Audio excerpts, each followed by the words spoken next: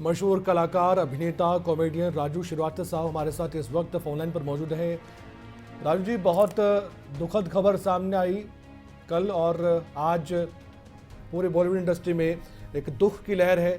बप्पी दा हमारे बीच में नहीं है। बहुत सी यादें आपकी ज़रूर जुड़ी होंगी उनके साथ, कुछ शेयर कर सकते हैं हमारे साथ।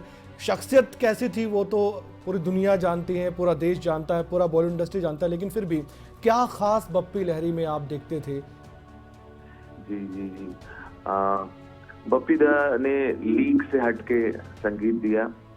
जो रूटीन संगीत चल रहा था फिल्मों में, जी। उसमें प्रयोग किया और नया संगीत दिया, नए टाइप का, जिसमें डिस्को को इंट्रोड्यूस करने वाले बप्पी दा थे। इसीलिए उनको डिस्को किंग कहा जाता था। मैंने उनके साथ कम से कम 35 साल काम किए। देश विदेश में जो लाइव शोज होते थे तो उसमें हम साथ में जाते थे। और अगर उनकी शख्सियत की बात करें तो हमेशा उनको था कि नया कुछ करें। और बहुत लोग समझते हैं कि वो डिस्को संगीत या कैबरे सॉन्ग या आइटम नंबर कर पाते थे। ऐसा नहीं है। उन्होंने बहुत ही डीप गाने, गहरे गाने भी बनाए हैं, राग रागिनी वाले भी बनाए हैं, जिसमें वो था चलते चलते मेरे गीत याद रखना, कभी अलविदा ना कहना। ये भी बप्पी दा का ही गाना है। और माछ भात के बहुत शौकीन थे। खाने में उनको मछली चाहिए होती थी। कई बार तो चलते कार्यक्रम में, चलते शो में मुझसे इशारे से बोलते थे कि ऐ राजू, पीछे देखो, माछ भात आया क्या? हम मंगाया था जी। तो हमारा मामा लेके आया। तो मैं जाके चेक करके बताता था, हाँ दादा आ गया, अब आपकी गाड़ी में डब्बे रख दिए हैं। और ह्यूमर बहुत था उनमें, जोक्स बहुत सुनाते थे, मुझे भी सुनाते थे और बोलते थे कि ये नया जोक है, तुम ले लो जी। तुम ले लो, हम तुमसे रॉयल्टी नहीं लेगा।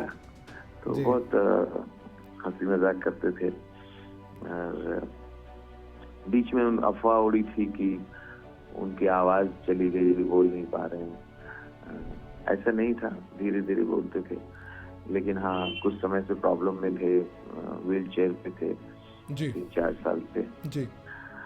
तो मैं बहुत मिस कर रहा हूँ खासतौर से। वैसे तो सारे संगीत प्रेमी बहुत स्तब्ध हैं और दुखी हैं, लेकिन मेरा भी पर्सनल लॉस है, क्योंकि हमने साथ में बहुत वक्त बिताया है दादा के साथ। कलकत्ता ले जाते थे तो खूब खिलाते थे। उनके रिश्तेदार घरों से खाना लाते थे जी। फिर वो होटल का नहीं खाते थे। तो जब उनके रूम में खाना आ जाता था तो मुझे फोन कर देते थे, ए राजू, तुम खाया तो नहीं? हम कहा नहीं दादा। तो आ जाओ आ जाओ, घर का खाना आया है, आ जाओ। तो ऐसे शौकीन थे। और उस पे वो एक हाथ से खुद ही करते थे अपने ऊपर। हम लोग पूछते थे, दादा इतना गोल्ड क्यों पहनते हैं, इतने जेवर क्यों पहनते हैं? जी। तो हंस के कहते थे, अरे हम कभी शो में बाहर गया, विदेश गया जी। और उधर साला इवेंट वाला भाग गया। अच्छा। तो हम ही बेच के टिकट लेके वापस आ जाएगा जी। इस तरह से खुश मिजाज इंसान थे आप, कहने राजू जी। और कोई ऐसी बात है जो हमेशा आपके जहन में रहेगी जब जब आप बप्पी दा को याद करेंगे? कोई बात ऐसी हो जो हमेशा आपको याद रहेगी उनकी? हाँ हाँ हाँ। मुझे भी प्रेरित करते थे हमेशा कि नया नया खोज करते रहो, नए नए आइटम बनाते रहो। और मुझे बहुत गर्व होता था कि बप्पी लहरी का इतना मुझे आशीर्वाद प्राप्त है। मैं उनका फेवरेट था और हर घरेलू फंक्शन में सब जगह मुझे बुलाते थे जी। और वो इस बात से बड़े खुश होते थे कि राजू, हम तुमको इसलिए भी बहुत प्यार करता है कि तुम हमारे पापा मम्मी को भी हंसाता है जी। हमारा बाबा तुमको याद करता है, तुम्हारा जोक सुनाता है। तो हम इस बात से बड़ा गर्व करते थे कि यार बचपन से इनके गाने सुने, बम्बई बम्बई से आए मेरे दोस्त, दोस्त को सलाम करो।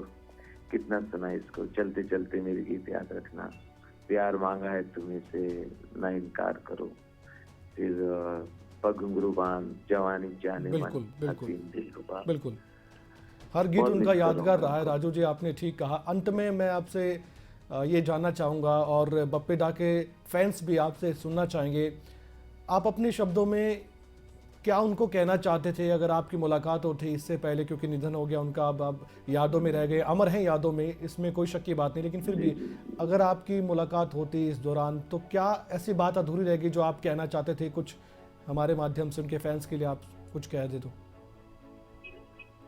मुझे लगता है अभी वो बहुत कुछ करने वाले थे और ताजा ताजा संगीत देने वाले थे। इतने ज्ञानी थे संगीत के, इतने गुणी थे।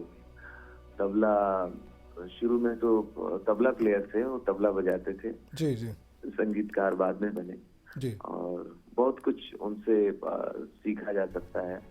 उनका जो संघर्ष है उससे बहुत प्रेरणा मिलती है।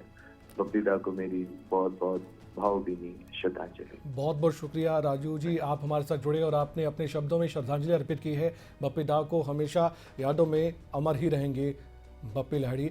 और राजू श्रीवास्तव जिन्होंने कुछ अपने अनुभव भी साझा किए कि कैसे वो मुलाकात करते थे बप्पी दा से और क्या बप्पी दा उनको बोलते थे, क्या उनके शौक थे और किस तरह से संगीत उन्होंने दिल से बनाया। हर तरह के गाने उन्होंने देश को दिए और उनके गानों की धुन पर लोग थिरकने पर मजबूर हो जाते थे।